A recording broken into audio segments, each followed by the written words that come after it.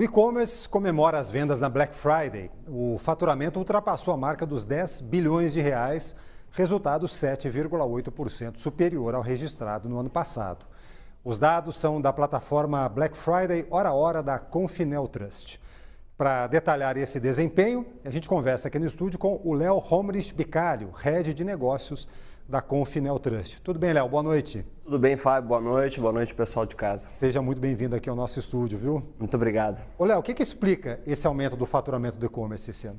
A gente vê o ano inteiro muito acelerado. A gente, fazendo uma perspectiva desde o início do ano, a gente está vendo um crescimento na casa de 18%.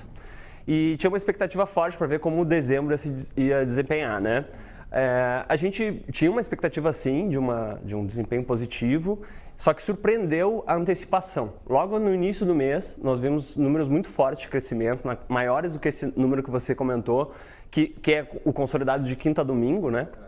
Quando a gente olha o dado até o primeiro dia, o domingo, na verdade, antes do dia 24, que foi o início da Black Week, que as coisas começam a acelerar, teve um crescimento na casa de 33%, ou seja, os varejistas foram fortes na antecipação, destaque para o 11 do 11, né, que é uma data dupla que os chineses usam muito e esse ano os varejistas nacionais também atuaram muito forte, que teve um crescimento de 105%, só o dia 11 do 11, que puxou então, né, esse resultado dos 33%. Aí, no início da semana, então da Black Week, tinha uma expectativa do consumidor aguardar ali o dia mais quente, né, para as compras. E a gente mesmo assim percebeu uma antecipação na quinta-feira em especial, que chegou de novo a esse patamar de 34% de crescimento. E então sexta, o sábado e o domingo aí já apresentaram um desempenho um pouco mais tímido. A própria sexta foi um crescimento de 11,2% de faturamento comparado à mesma Black Friday, né? Só que é um patamar muito grande de vendas. São 4,7 bilhões em um único dia, o que soma aí quase 3 dias normais de venda, até 4, dependendo do período, né? E o sábado e o domingo, né, a gente teve um sábado com o final de Libertadores, um domingo já também dia quente, dia positivo, em São Paulo, por exemplo, né, que é um grande motor também do e-commerce, né? Então os números não foram tão expressivos no fim de semana, batendo então esse número somatório de quinta a domingo na casa de 7,2, né, que você falou. Isso. Quer dizer, esse movimento dos lojistas de irem antecipando o dia, claro, para vender antes, sair na frente da concorrência, ele está espalhando essa venda da Black Friday para o mês inteiro, a grosso modo, é isso? Exatamente, exatamente. Esse ano a gente notou uma ação muito forte de cupons, né? Os varejistas chegando na semana da Black Friday, né, começaram com essas ações, cupons que giram muito rápido, mas o consumidor antenado, que já está ambientado para essas compras online, fica ligado ali para garantir, assim que sai o cupom, já fazer as compras, né? E especialmente para o dia da Black Friday, a gente percebe esse movimento muito pelo ticket mais alto dos produtos, né? O consumidor espera a Black Friday para comprar produtos ali como geladeira, ar-condicionado, máquina de lavar, né? Produtos que têm um valor muito, muito alto. E quando a gente olha o ticket médio, né, de compras na sexta-feira, comparado com o restante do mês, chega a ser 60% mais alto, né? É bem interessante. Então, trazendo em números, né, o ticket médio foi na casa de 500 e poucos reais na sexta-feira, enquanto ao longo do mês foi na casa de 300 reais, inclusive no 11 do 11. Então, os varejistas usaram essa estratégia de antecipação para, né, ter movimentação, giro de produtos, não necessariamente os mais caros, e aqueles heroes, né, os produtos que trazem maior rentabilidade, que têm uma maior margem, ficaram para sexta-feira mesmo.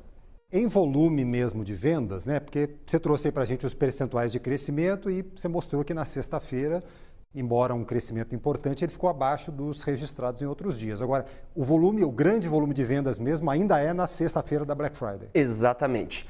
O 11 do 11, né, que chegou nesse valor aí, esse crescimento de 105%, ele bate um valor de 2,7 bi, foi o valor registrado de faturamento. E a Black Friday, então, 4,7 bi a sexta-feira. Ela continua sendo realmente o maior pico, é o maior no ano inteiro, tá? Para o e-commerce acaba sendo o maior volume de vendas mesmo nesse dia. Quer dizer, a gente já pode falar claramente numa mudança de comportamento dos lojistas e dos consumidores, no sentido de que a Black Friday definitivamente não é mais só aquela sexta-feira, né? Exatamente, exatamente. Se a gente for olhar o mês inteiro de novembro, ele bateu 47 bilhões de faturamento. Crescimento na casa de 26% a 30%. Eu não lembro agora de cabeça o número exato. Tá perdoado, porque você tá bom de memória. Tô falando um monte de número aqui que eu não sei como é que você guarda tanto. Então, é quase, não, é 26%, quase certeza, tá? É o crescimento do mês de novembro. Então, isso mostra já essa relevância que o mês ganha, e essa estratégia de antecipação, para esse ano especial, é muito importante, em função do momento que a gente chegou a Black Friday, né? A Black Friday é sempre a última sexta-feira do mês. Então, quando o mês acaba no final de semana, acaba sendo ali o último final de semana do mês em que os varejistas precisam fechar a conta, né?